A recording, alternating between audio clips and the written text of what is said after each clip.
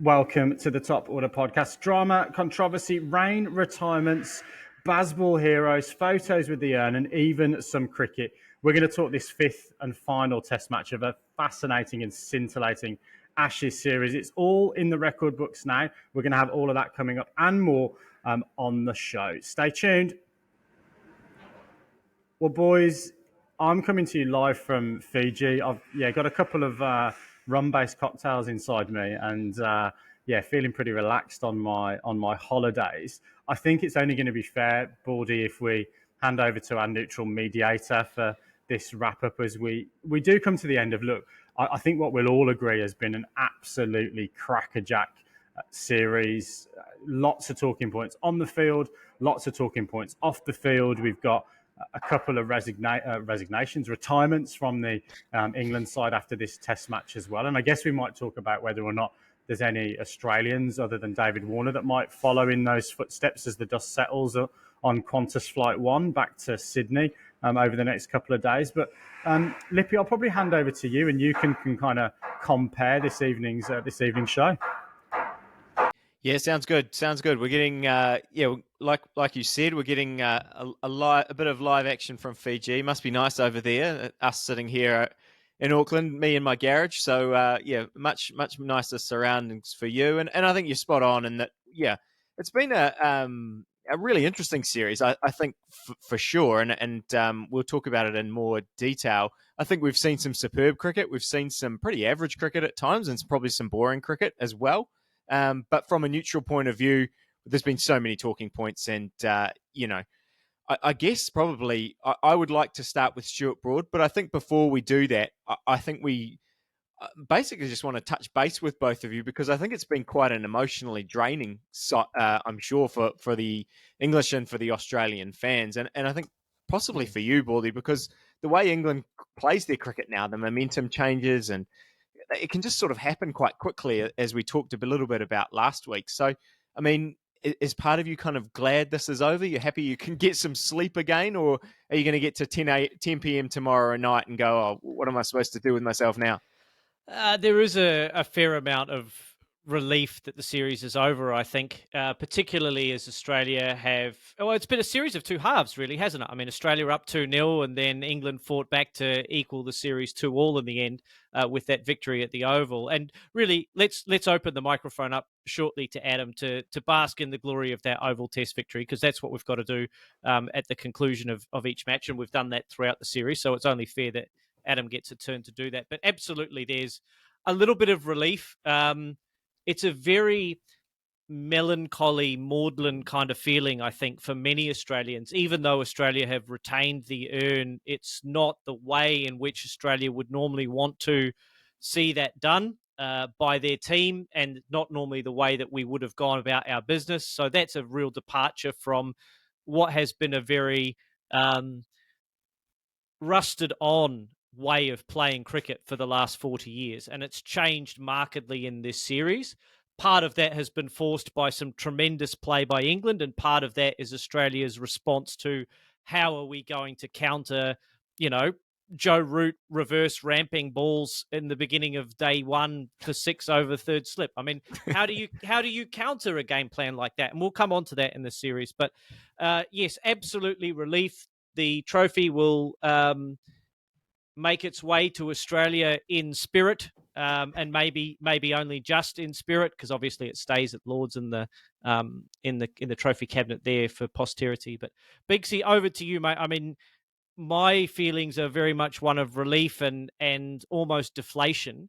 How are you feeling at the conclusion of this test at the Oval? Yeah, sort of. To be honest, Baldy, a little bit of relief as well. Look, if I can just plead the Englishman's case here, whilst this victory at the Oval was fantastic, it wasn't without its drama. A great opening partnership from Usman Khawaja and David Warner.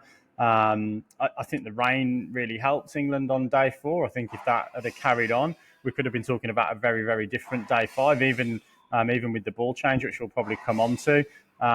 But I think almost, it is a little bit of relief from this end, for the simple reason that literally the script was written that England were going to win the series from the start with Bazball. We went 2-0 down, and then literally it's felt like every moment has been that sort of pressure, critical. It's often a cliche. This, first hour is important. The hour after tea is important. The hour after lunch is important. This 20 minutes is really important in Test cricket. And it just seems as if every single one of those things has been bloody imperative for England if they were going to pull off a really, really unlikely scenario coming off two defeats at Edgbaston and Lords. So look, I definitely think there's a little bit of relief. There's also a little bit of elation, I think, from I think being in a position to say. And the Ashes is one of those series where I think we have a similar rules with other trophies around the world, but the Ashes is probably the most famous one in terms of the holders of the trophy only have to retain them, and the non-holders have to win the series in order to regain them. So that's been a vernacular that's obviously been clear throughout the course of the series. So look, great to get to 2-2. I also would just kind of throw back probably that in a way I think Australia would in a way, and this will sound really, really weird, they would have probably rather that Test match at Old Trafford had come to a conclusion, because then there wouldn't be this griping in the press. I think that I know is probably Baldy going to get your triggers up. So I hope we've got someone on hand in the background for an intervention potentially in your house. But yeah, I think almost to have seen those 5 Test matches come to the inevitable results that England's style of cricket is going to present now. That there aren't going to be too many draws unless weather's involved. That would have probably just given us a bit of a cleaner narrative, one way or the other. And I think obviously, those kind of the butterfly effects, who knows what would have happened if that had have been the case. England, came into this game do or die. They came in with a guy that decided to retire at 8:30 on day 2.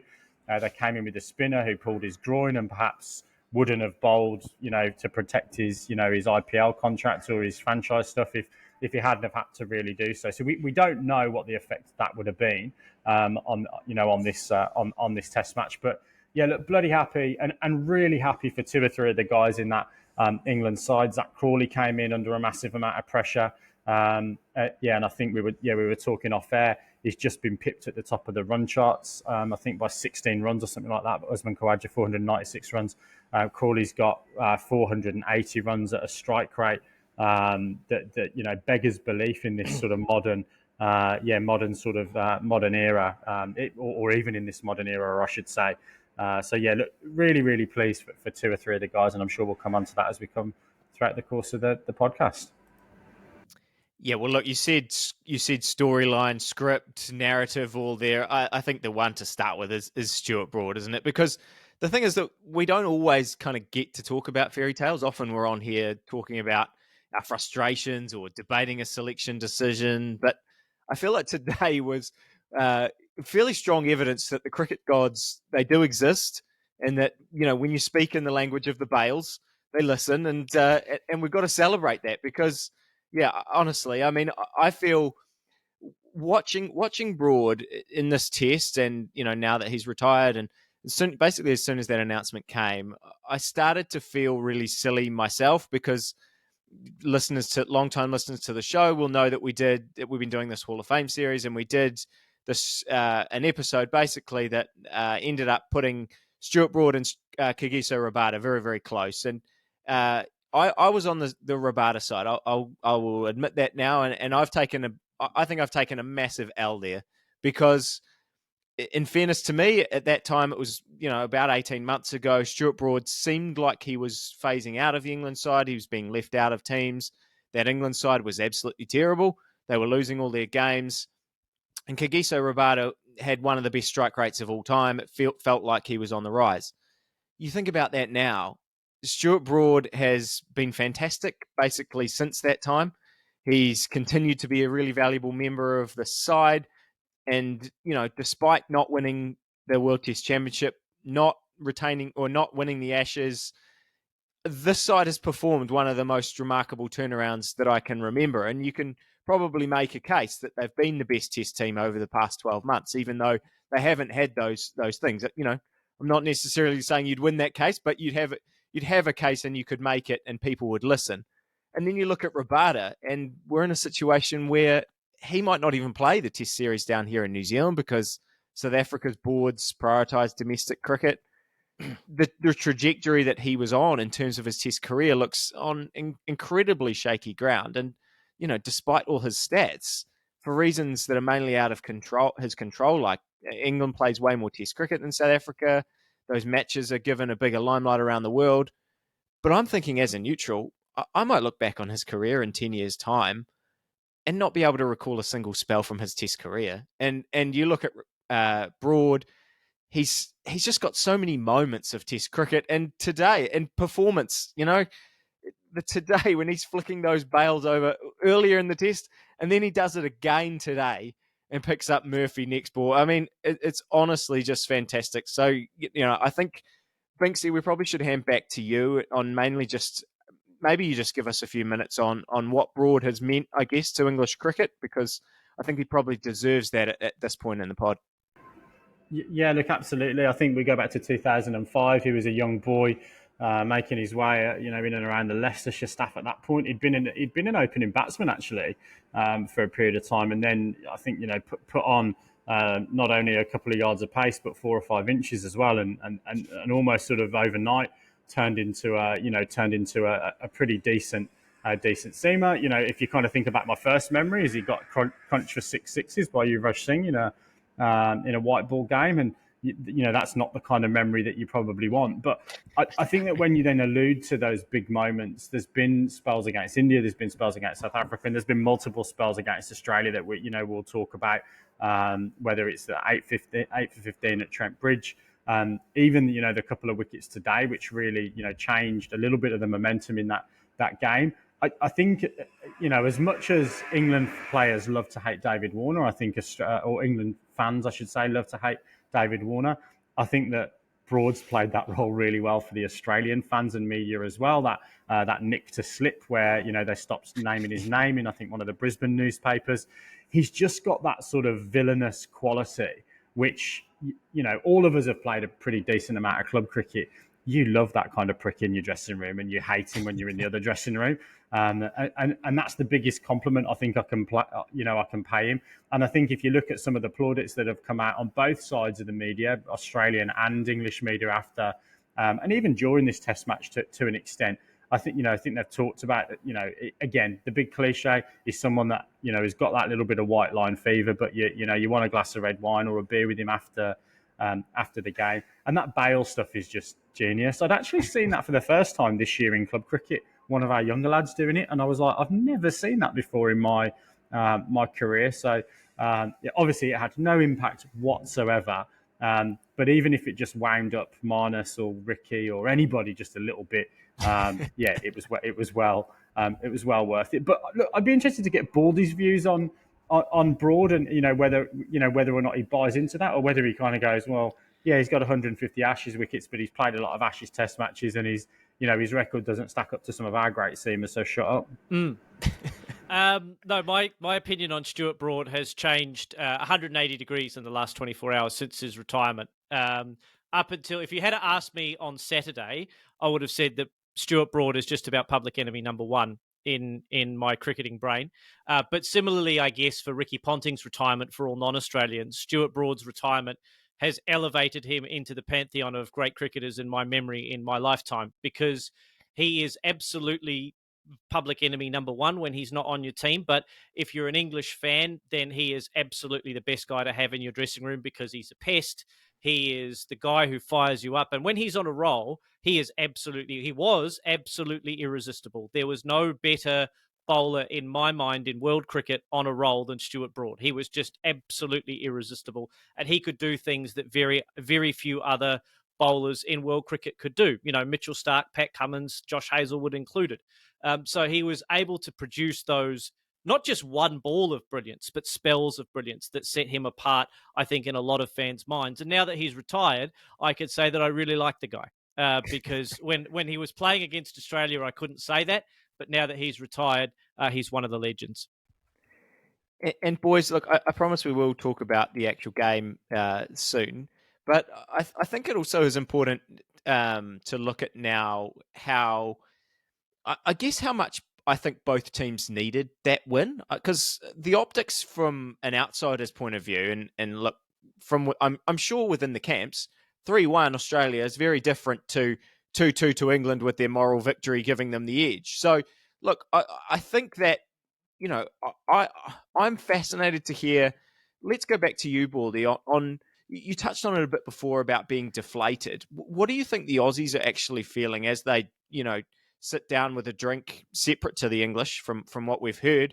Although if you read Ben Stokes' tweets, maybe they met up in the club at about 4 a.m. So hopefully they've all got together again. But yeah, what do you think Aussies are thinking about and reflecting back at the series now? Well, it's been a pretty intense 6 Test match tour for Australia. So they went to India, they went to England to play the World Test Championship final on the back of a tour to India that was mentally and physically draining for them. They've played a lot of cricket for Australia overseas in the last few months. 6 Test matches effectively back to back with a wee break in between. So I think there'll be a lot of mentally and physically tired bodies, particularly in their bowling cohort, getting back on the plane going home. Their batters have probably had a little bit more rest than perhaps they should have had.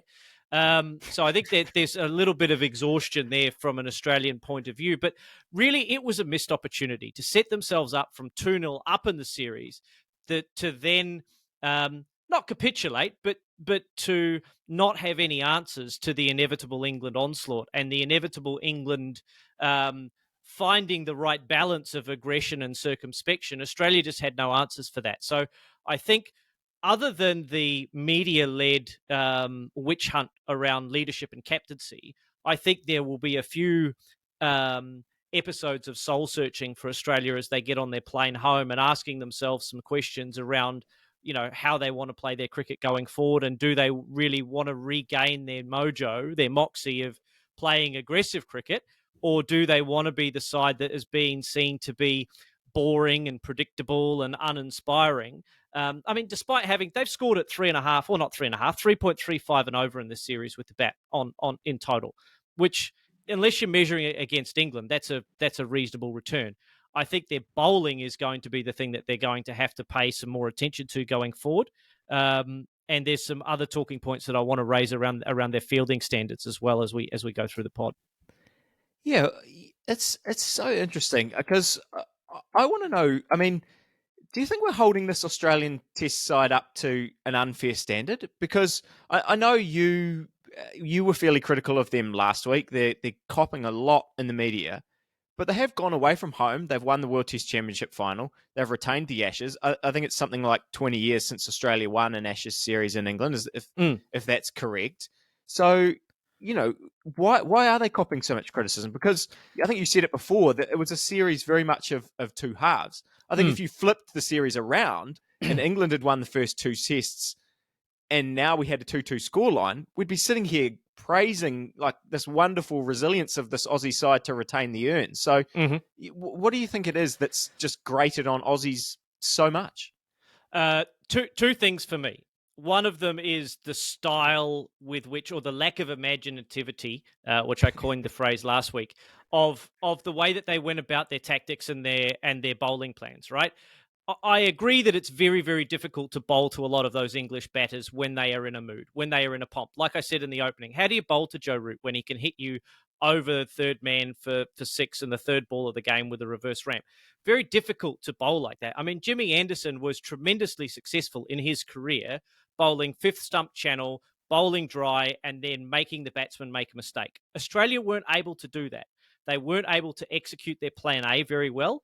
And I think that their plan B was to be so negative. They were trying to find areas to bowl to slow the scoring down, trying to put places or players in the field to slow the scoring down, that they went away from their traditional identity of and the identity that their fans want them to have, which is this side that is prepared to go toe-to-toe with anyone in any conditions. And yes, we may come up short on occasion, but we're prepared to go at the opposition and try and take them on at their strength and beat them at their strength. Australia didn't try to do that in this series. They conceded from the very first ball of the series England's advantage in terms of attacking style of play. And regardless of whether or not I continue to be triggered by members of the press spouting on about moral victories and Australia being scared and all the rest of it, the fact of the matter is that England were the more aggressive side in this series, and Australia weren't beaten to that. They conceded that. The other thing that I think is going to result in Australia copping a lot of criticism is the standard to which we traditionally hold Australia in the field was far, far above what they produced in this series. And whether or not that's fatigue, whether or not that's a skill thing, whether or not they're not training correctly or appropriately to get themselves up to the standard that they need, Australia were well below the standards that we expect from them in the field in this series. Case in point, I think they had 5 missed chances in that first innings in the 5th test. Yep. And that is very atypical for an Australian side to miss that many chances, easy chances, both with runouts and with catching. And that really is one of the things I think is going to be leveled as a criticism of this side. And it's going to, the shit is going to flow uphill towards Pat Cummins, unfortunately. But I actually think that Australia's got to have a look at the holistic setup that they've got within that team, and are they putting themselves in positions to succeed? Because to me, if you have a look at the things that we've just talked about, we've talked about selection being a problem in this series. That is a problem for their coaching staff and their backroom. We've talked about their plans not being accurate and not having good plans to the opposition. England did a terrific job of that. Australia did not. That is by and large a coaching and analytics thing. We've talked about fielding standards. Fielding standards come from training. Where do you get your training from? Your coaching staff. I don't want to be one that's seen to be leveling criticism unnecessarily at Andrew McDonald and his team. I'm sure they're creating a great environment where everyone knows their role and is comfortable. But if you have a look at those 3 things, they're all coaching things. And they're all things that will come back on Pat Cummins because the leader of the Australian team, the captain, always gets the blame when things don't go right. But there's something that's not quite right in that setup for Australia because they're not taking advantage of their opportunities. They're not taking advantage when they get themselves into good positions in test matches, aka how many times did Australia have 4 or 5 guys get starts in a test match and no one go past 60? I think it happened twice in this test match. David Warner had 10 scores above 20, the most of anyone in the Ashes, of any batter.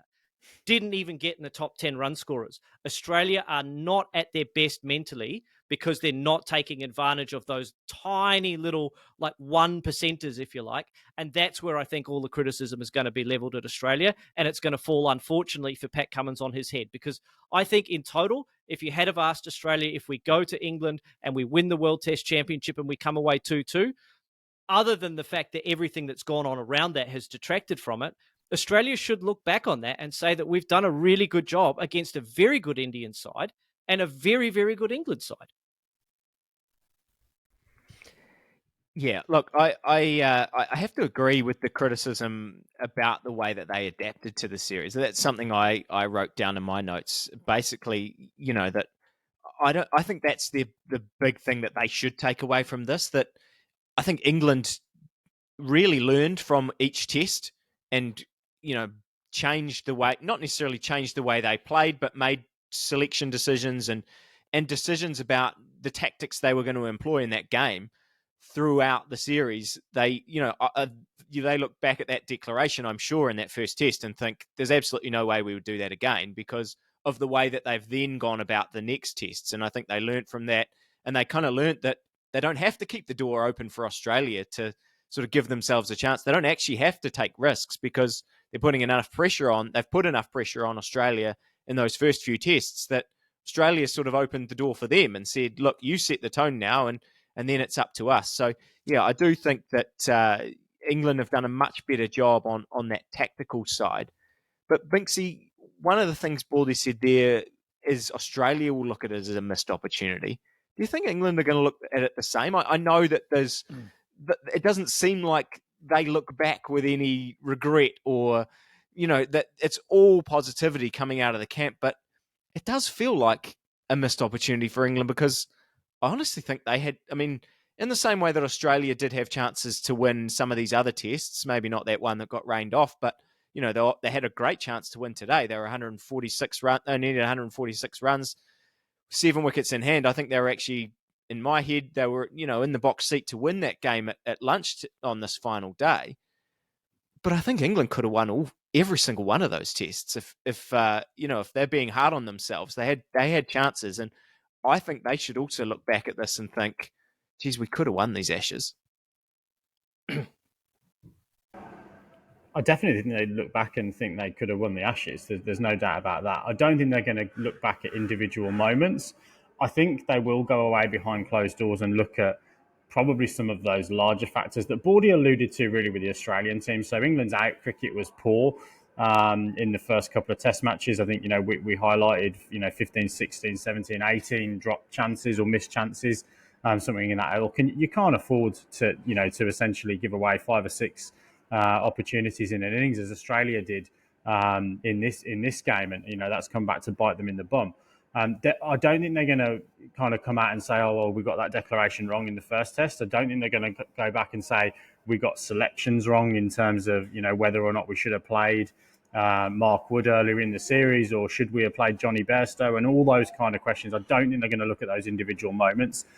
From an English perspective, just on the Australian, scenarios, and Bordy, alluded to a lot of these in his, hopefully pre-prepared monologue. If it wasn't, it was very good off the cuff. But I think if I kind of reflect on when I've been most scared of Australia, it's been when their batting side has really sensed a chance in a game to really, really turn the screw and put pressure on. And that's probably one of the things that Bordy didn't really go to town on. But when I look at the cattle that they've got there, they've got the likes of David Warner, Labuschagne, Steve Smith, Travis Head, with the exception of Mitchell Marsh in this series, who took it to England in that game where he got 100 quickly. If we look at the first innings in this test match, Australia meandered along, seemingly no particular rush to kind of get on with things. They did it in the previous test match as well, where the openers seemed really, really comfortable to just plod along, and even when there was opportunities for them to maybe one of them put the hammer down, and then even for a Steve Smith or a Labuschagne to put the hammer down, Travis had tried, but England had got really good plans to him, and he looked all at sea by the end of the series for me. They bounced him out for 4 games and then went, "Now we'll nick him off." I think they're but I expected Matthew Hayden to come and bully us, as I expected Steve Waugh to up it a gear when he needed to and go into that one-day mode. When I saw Adam Gilchrist come in and just literally take you to the sword, I think there were 2 or 3 opportunities for Australia to do that in this series, and they didn't do it. And for me, and look, I'm going to get so much stick in the YouTube comments for this, but I don't really care because I don't read them. It is, I feel that is the most un-Australian component of this set of performances. If we look at the bowling, the seamers, every single seamer, pretty much with the exception of Scott Boland and Jimmy Anderson, who look pretty ineffective. But let's put this into perspective. Jimmy Anderson went at the lowest economy rate of the series on both sides. But if we took all of those seamers, Stark, Cummins, Hazelwood, Broad, Wood, Woakes, all of them had to back up and play multiple test matches back to back. And particularly the Australian seamers had to do it where they were going at 5 and over and they were being pummeled. And the seamers, I think, can take a lot of credit out of this. But, I think it's that batting approach for me where Australia missed a trick to take a session away from England with the bat, and then they would have blown them out of a couple of the games in this series. Yeah, you did ask a question, agree. Lippy, so come back to that because I know I've not answered it. I just want to touch on that because I agree with you in that Australia didn't capitalise on all the starts they got. I don't really care how quickly they score necessarily if Australia go on and get big scores. If they go on and bat once in a test match. So England batted once which test got rained out? Whichever one, they got 592, right? They got themselves into a good position. Someone got a big 100 and they got a big, big score and put Australia under a lot of pressure. At no point in the Ashes did Australia put on a big score with the bat, have a big 100 from one of their top 4, top 5, and put England under any kind of pressure. Yeah, and look, I mean, the series averages tell the story. I mean, you go through and look at those averages. Marsh and Khawaja are 50, around 50, but look, from then on, it gets pretty grim for Australia. Smith, Labuschagne, and Header in the 30s, and Warner and Carey are in the 20s, and then you flip it around to the English, and you've got Crawley and Root over 50, but then you've got Stokes, Brook, Bairstow over 40, Duckett's there at 35, and I thought actually, he had some failures, but when he contributed really well and some important innings. So, yeah, look, I think that almost tells you everything you need to know about how those two sides went, at least those two batting sides.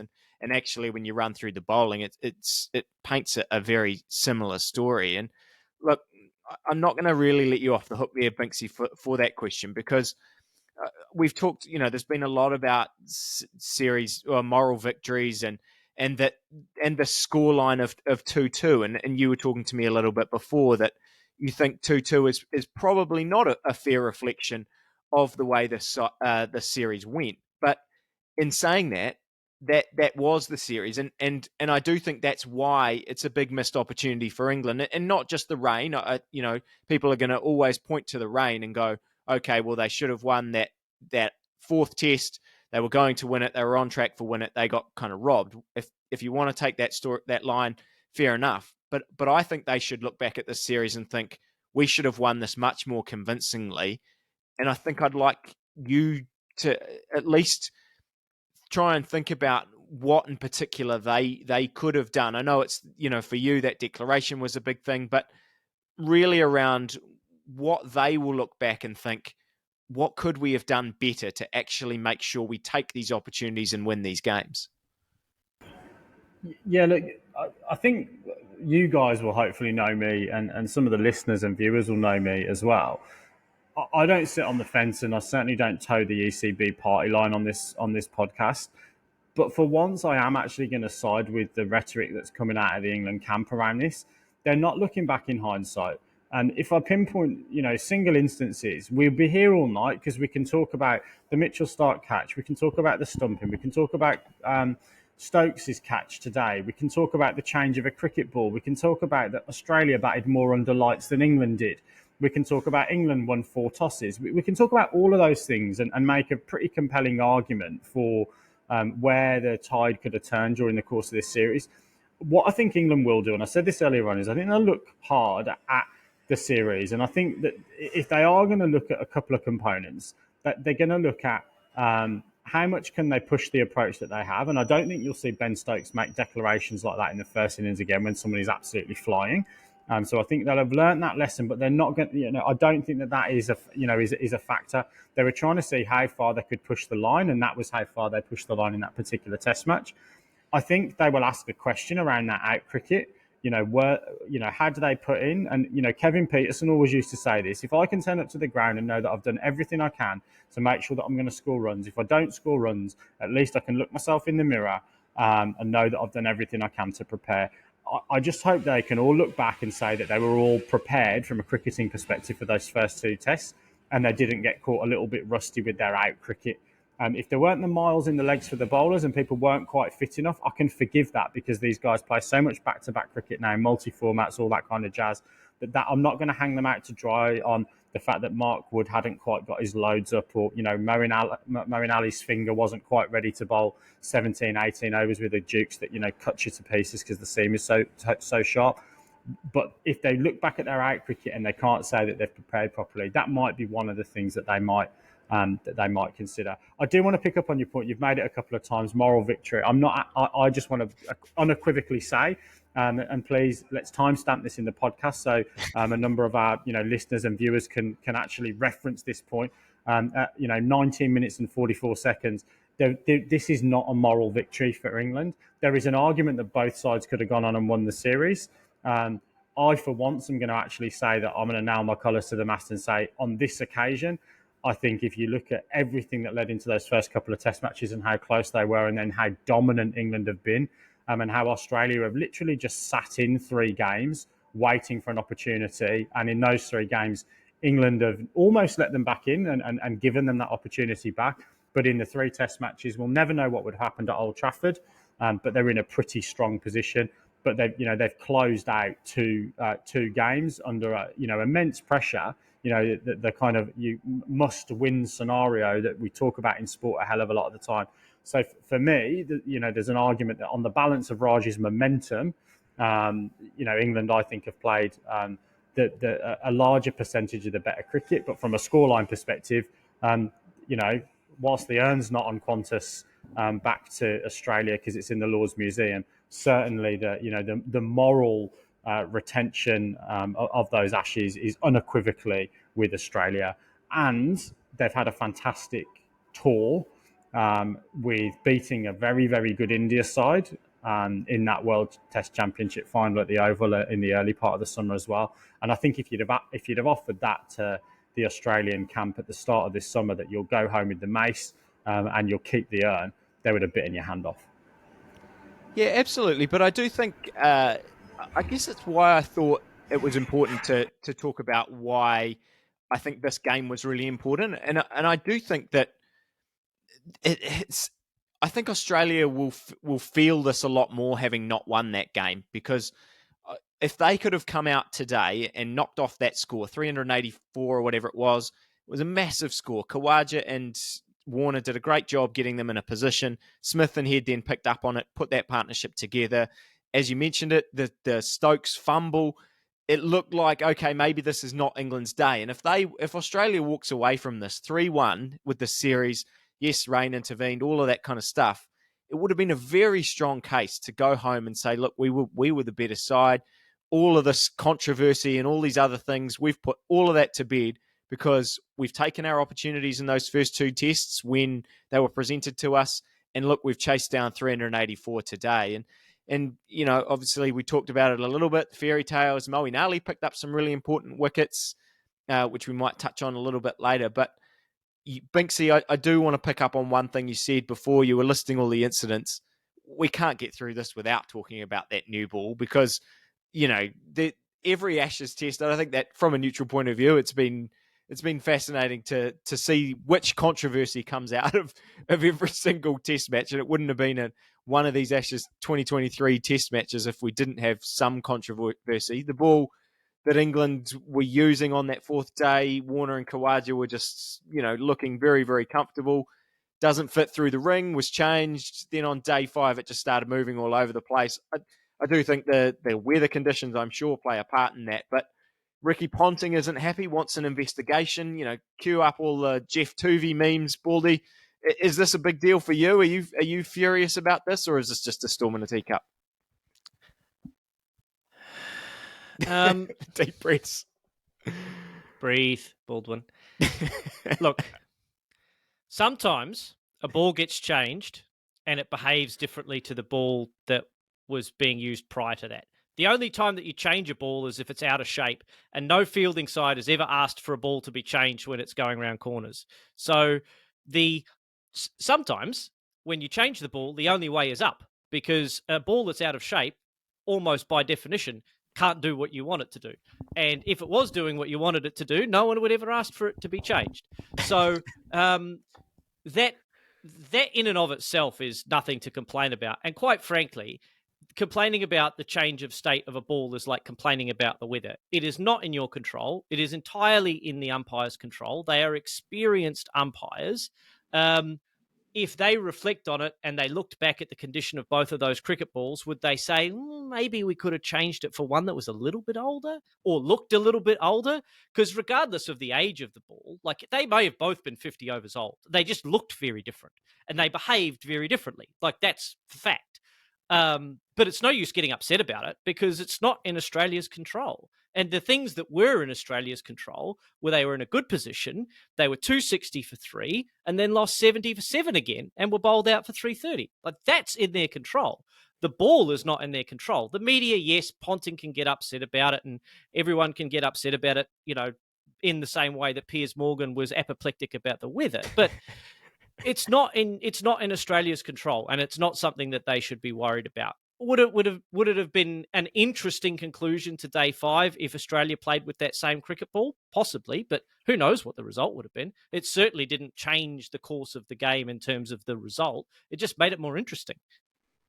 Yeah, look, we've ticked that box. I tend to agree. Australia was in a very good position to win that game, even without the ball. And look, we've had a couple of dips at Ricky Ponting there, but I thought he was absolute delight to listen to on this commentary. When him and Atherton were going, honestly, I could have listened to them for hours and hours and hours. Look, both of them really, really good cricket broadcasters. I do just want to kind of point out on the ball piece, because it's a little bit of a cricket nuffy thing. It's a bit of a nuance, isn't it? The amount of times that both sides tried to get the cricket ball changed during this series, and They get this protractor thing out now, and it's done 0.74% more in this session than since the ball tracking data became available in 2006. You get all of this insight now. But again, let's just be really, really clear. Both sides try it on to get a ball change when it's doing bugger all. It's down to the umps now to change it. It used to be they brought the box of balls out, and the captains would be there, and the batters would be there, and they'd all be sticking their 2 cents in. That's changed now, and it is literally down to the umpires to go through a numbered briefcase where the balls are ordered by the age of them. Yes, absolutely. If Ricky Ponting wants to get crime scene investigation Miami in to launch a forensic investigation of where this has all gone horribly, horribly wrong by Kumar Dharmasena, then please do that. But it's got nothing to do with England and Australia. They're always going to try that particular trick when things aren't going their way with the red lever in hand. And the other thing to point out is this batch of Duke balls have been shit again. They thought they'd cured the problem of last summer where the balls were going really, really flat. They clearly haven't. There's clearly still a problem with them, and one that will rage on and on, particularly as we use different cricket balls all over the world. Binksy, we'll keep you on the line there for a second, because I think before we kind of look to a couple of maybe the bigger picture things and see if any of you guys want to mention any other players.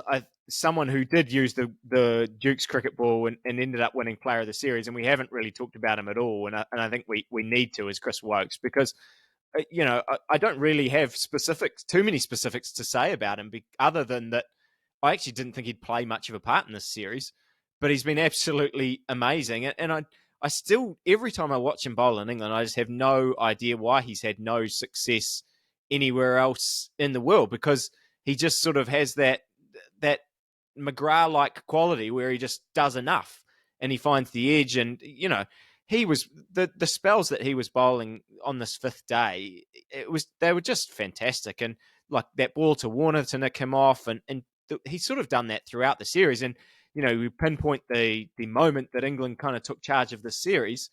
It's in that third test where he comes in, when Mark Wood comes in.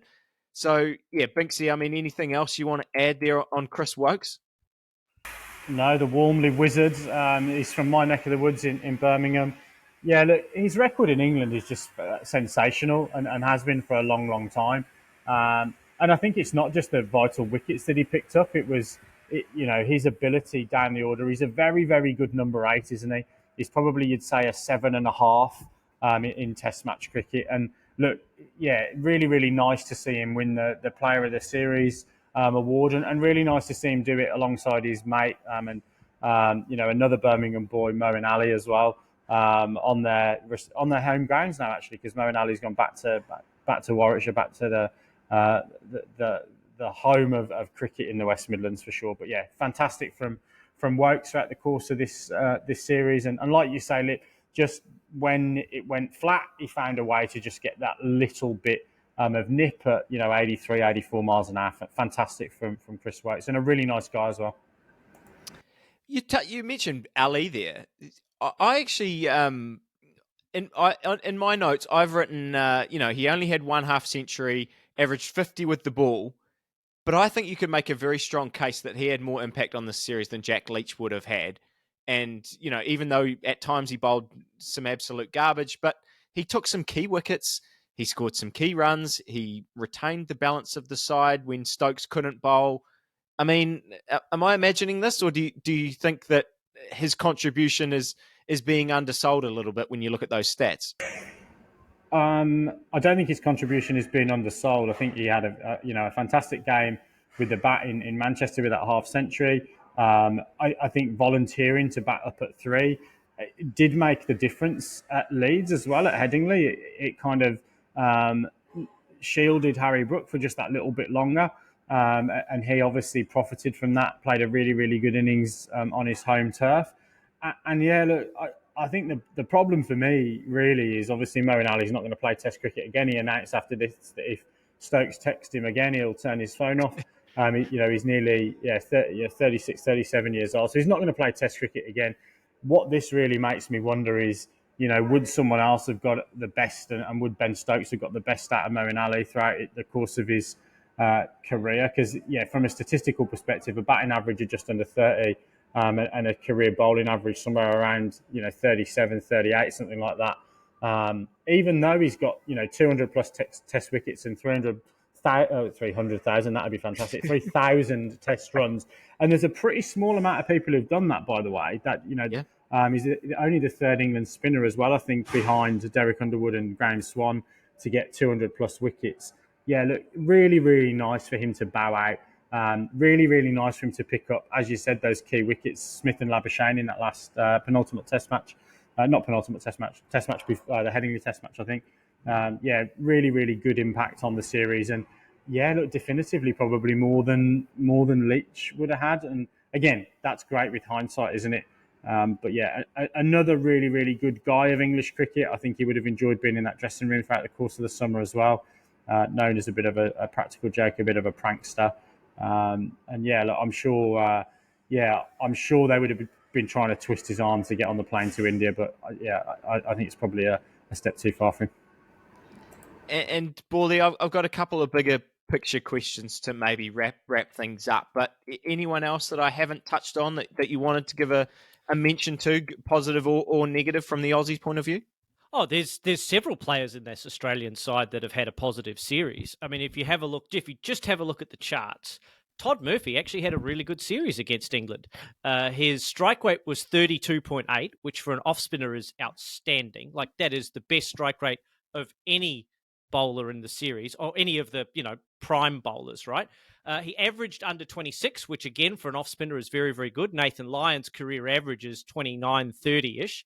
And despite going for 4.7 runs and over, he picked up key wickets as well. He had a little Benno in the first innings of this Test match, 2 for 22.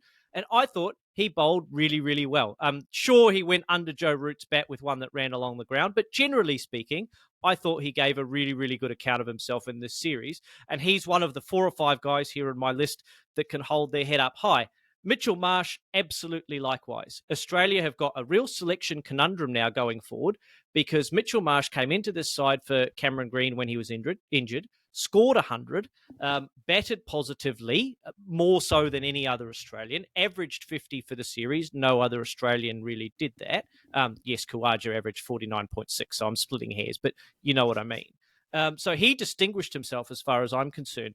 And Cameron Green's underperformance in this series raises some interesting selection quandaries for Australia's Test side going forward.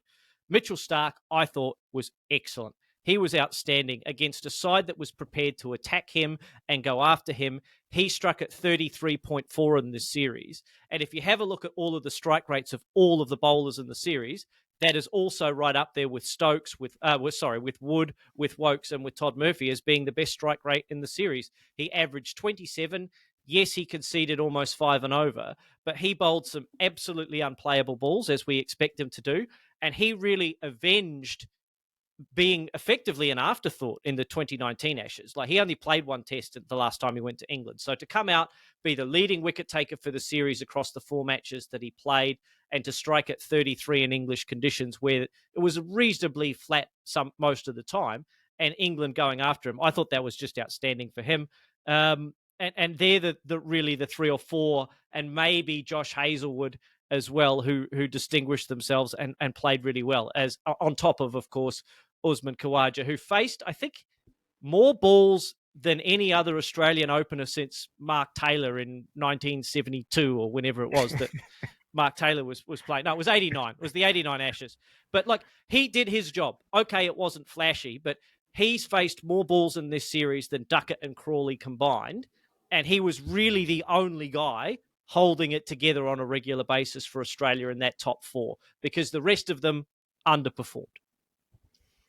Oh, Khawaja deserves all the praise that anyone wants to give him, and I think he's certainly deserved any plaudits he's got. I think your point on Murphy is quite an interesting one, because we're getting late in the pod, so we won't go into it too much. But I do think that they, as well as Murphy went, I think it also highlighted how much they missed Nathan Lyon when he was not in this series, because of the way, not necessarily anything to do with Todd Murphy, but more the way that they trust Nathan Lyon and to bring him on to bowl in certain situations that Murphy just never got those opportunities. And we talked about it in one of the previous tests about how he just didn't come on to bowl. And even in that fourth test wasn't selected. So, I think when Murphy, when Lyon went out of this series, again, was another sort of turning point in the series for the way that Australia sort of managed their bowlers and managed that seam attack. A couple of, I guess, bigger picture things to finish out the podcast, and one of them's kind of a flippant one, but basically I just want to go on a rant about it and answer my own question, and you guys can then pick up on anything you want. And that's all of this this narrative about England saving Test cricket and have they done that, basically. And I think the answer is unequivocally no, of course they haven't. But I think it's worth pointing out that they have breathed new life into their own game, and that fan base. I'm not part of that fan base, but you can just see from the crowds, from everything around English cricket, it's so much more positive, and it's definitely a more entertaining watch from a neutral point of view. But I think all of this saving Test cricket is a bit much, and that's because world cricket is not an equitable landscape. It's really hard to ensure the survival of Test cricket around the world if the format is framed largely around these three teams. And yes, it needs to be entertaining. Yes, it needs to be entertaining enough that people need to pay and watch it. But if the stadiums are empty and the viewership numbers are low in New Zealand or Pakistan or Ireland, then I don't think those countries can argue that the format warrants the investment it needs. And I think that's the other side of the coin that England needs to try and play a role on. If they actually do genuinely want to save Test cricket, let me make this clear, they don't have to. It's entirely up to them. But I think all of this, we are saving Test cricket and we are doing all of this stuff to change the Test game. I think it's very easy to do that, or not very easy because it hasn't been done for a long time. But I think it's a lot easier to do it and change your approach to the way you frame Test cricket when you have an established infrastructure of tiered county cricket and minor counties and leagues that just most of these other cricket boards just can't replicate and don't have the money to replicate. And, I think you've even seen Pakistan are playing puck ball or whatever you want to call it against Sri Lanka. It's been incredibly successful. But, they're going to struggle to... We saw when teams went to Pakistan, they can't get people in the stadium. So all of this saving Test cricket, I think there's still a long way to go, and it's much more multi-tiered. That's not necessarily on England. I think there's ICC, all of the things we talked about, the fact that there's Sri Lankan Premier League on, there's the global T20 cricket, there's Afro T20, the 100's about to start. All of these meaningless T20 tournaments and T10 tournaments are going on. I think if we want to actually save Test cricket and see how England and Australia, this England Ashes series, has shown how good it can be, along with a number of other series in the cricket world around this past year. But I think that we really need to do something to protect it, and just playing entertaining cricket is unfortunately not going to do it. Stu, I don't disagree with you broadly. I do just want to say one thing. England play 20 test matches roughly a year. They tour all over the world. They go and play in Sri Lanka. They go and play in Bangladesh regularly. They've been to Pakistan recently. And the same as Australia, I've been and toured Pakistan recently.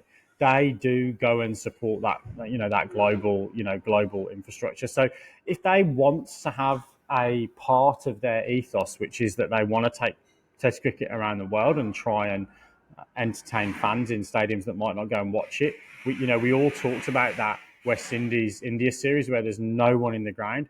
If England go to the West Indies and fill Bridgetown and Sabina Park and wherever, and bring a little bit back, I don't have any problem with them having that as part of their mission statement. But you're dead right; it needs to be a collective that they're gonna, as a group of boards, particularly those big three boards, really sort of stamp Test cricket on the calendar. And at the moment, what you've got Virat Kohli, who's unequivocal about his support for Test cricket. You've got Ben Stokes, who's saying that the game is really driven by Test cricket. You've got someone like Harry Brook, who's just come out and said he's going to sign a multi-format, multi-year deal with the ECB rather than go and chase the franchise money. Yes, he's going Nice. to have plenty of time to go and do that later in his career, one would say. And then you've got Pat Cummins, who, really backs Test cricket. Once one of those three big skippers falls out of the game, if you've got a guy that comes in that, prioritises the white ball format, it can't be held to one side to do that. So I don't think it's fair to necessarily criticise any England rhetoric around them wanting to play a part in that. And I don't think that they think they're the saviours of Test cricket. I think what they're saying is it's tremendously important to us. We'd like it to be important to other people, and we'll do everything we can in our power to make that part of our mission statement. And I don't think they can be necessarily criticised for that. Yeah, yeah, I agree, Binksy. I don't know if I've ever read anyone in the England side or in the England setup coming out and saying things along the lines of, we're trying to save Test cricket. All they've said is, we're going to play as attractively as we can. We're concerned about what legacy we're leaving for ourselves and for the game after us, which is all positive stuff. All of the England are saving Test cricket needs to be saved. While part of that is true, Test cricket does need to be saved, sometimes from itself. Some of that, as Stu said, is structural. And I think the people who are saying those things aren't the people in the England setup. It's like a lot of the commentary around this series, a lot of the fuel for the fire for the keyboard warriors has come from not people inside the camps going at each other. It's from people outside projecting their views on these England players. And look, I've got to say, I might make some enemies on this podcast and potentially with some members of the press. I don't think that this series has been covered particularly well by either the Australian press. I've had enough with Fox Sports. I can't read Fox Sports anymore because it triggers me. And by reading Fox Sports, I then get the UK view, which is effectively the Red Tops. I shouldn't be reading that anyway, because I know it's a trigger for me. But some of the commentary around that is along the lines of what you're saying, Stu. England have saved Test cricket. Well, no, they haven't. Cricket's still got the same number of structural and inequality problems that it had 2 months ago. Now it has a side that is concerned about its role in Test cricket and is doing something proactive about it. That is a positive. Yeah, look, and I think probably you guys have summed it up better than I have in terms of that was not a dip at England. It was more a dip around that conversation about England, saving Test cricket. And Binksy, was there anything else you wanted to pick up on the media? Because I know you were a bit hot on them last week around all of the way this stuff has been framed. Yeah, look, I'm just the same as Baldy, to be honest. The mainstream media, and I've got to be honest. The BBC have really triggered me. Jonathan Agnew has been trying to get either Stuart Broad or Jimmy Anderson to retire for about the past 4 years. Every interview he starts with them is, how long are you going to carry on? Which really winds me up. The way he approached Ben Duckett after he'd scored a fantastic 98 was, you must be disappointed you didn't get the other two. He's been, almost to the point where Ben, you watch Ben Stokes go and interview with Jonathan Agnew on the BBC, and then you go and watch him interview with Ian Ward on Sky. Now, granted, Sky pay the ECB a lot of money for the coverage, so that, they've got, there's always going to be that sort of argument that there's some jobs for those guys. Stuart Broad's going to go straight into the Sky commentary box. I should hasten to add he was already going to do that anyway. He was signed up for 6 months worth, the one day internationals that are coming up later this summer anyway. But I think you just need to see the way in which the players have now got a disdain for the mainstream media in their respective countries, that they give short, sharp answers to those kind of stupid questions. Pat, you must be really disappointed with the loss. Well, yeah, of course I am. Ben, you must be really happy with the victory. Yeah, of course I am. Like, what do you want me to say? So I think that, the mainstream media, coverage of it, in terms of, the ABC, the BBC, and those kind of tabloid newspapers. But let's not forget, they're not here to cater for me, you, and Michael. They're here to cater for the guys that want to have an argument about, the ball change or the stumping or, all that kind of stuff down the pub, and that's fine. They're not necessarily there to cater for that more nuanced view. They're there to try and stir up that parochial, I don't know, whatever it is, in a number of people, that are going to sort of fuel some of those water cooler debates in a multinational office, for example. But definitely one we'll I'm sure talk about in future as well. Yeah, full praise to all of our very smart and educated listeners that are listening to us and not listening to all of those red tops. That was my point exactly. Yeah. And look, we've gone an hour. Let's wrap it up. Just looking ahead, I guess. Bit of crystal ball gazing for each of you. How many players do you think from these sides are going to be in the next Ashes series? Because we've seen this England side. I think for England, it's maybe less interesting now that Broad is out and possibly and Ali is out. Possibly, I'd be very surprised if Anderson's there in 2.5 years, but maybe he is. But from an Australian point of view, I do think it's quite interesting. I think there's been a lot talked about how a number of these players probably won't tour England again, but I think it's even interesting just to look 2 years ahead and think about how many of them might be in that series, because I think I saw that Todd Murphy in this last game was the only one under 30.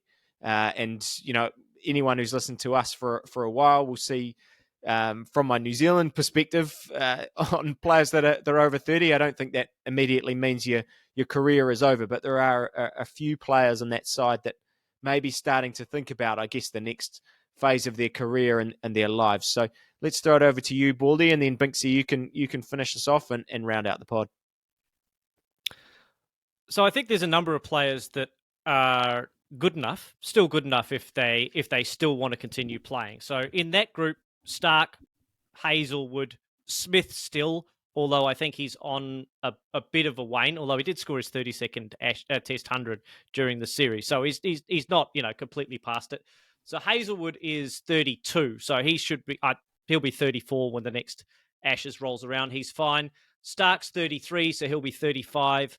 Maybe his best days are behind him, but I think, he's equally likely to turn into a Brendan Julian and being able to, use a bit of craft in the back end of his career. So I think, he's fine. Nathan Lyon is 35. He'll be 37 and a half. I actually think he'll be fine in 2 years, but it all depends on when he wants to retire and if he wants to go out as on his own terms or when Todd Murphy effectively, his star is on the rise. Khawaja probably not, but on the way he's going, he's still averaging 50 in this series. So I think only really David Warner is one that you would say absolutely not.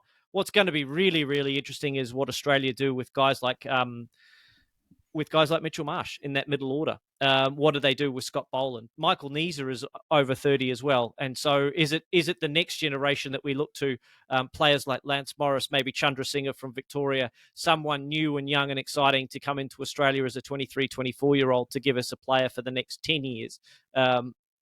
Something to get excited about in the home summer. I love it. The we should always look to the future man has said that every single one of the Australian players except David Warner will be there. I love it. Binksy, wrap us up, mate.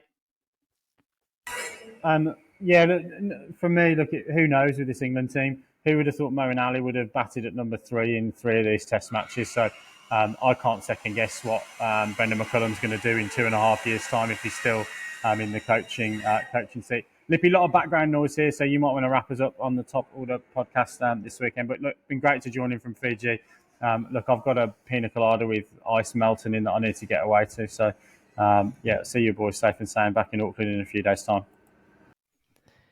Yeah, look, and I think that's a lovely way. I think anyone else wants to get a drink in their hand and hopefully have enjoyed this wrap up. I'm sure this probably won't be the last time that we talk about the Ashes. Plenty more cricket coming up, though. All these tournaments that we mentioned, New Zealand soon back in action. I'm sure everyone listening to us during the Ashes has just been hanging out for more and more New Zealand content. So rest assured you'll be getting that very, very soon. But yeah, for tonight, it's good night and God bless from everyone here in the Top Order, and we'll see you again soon.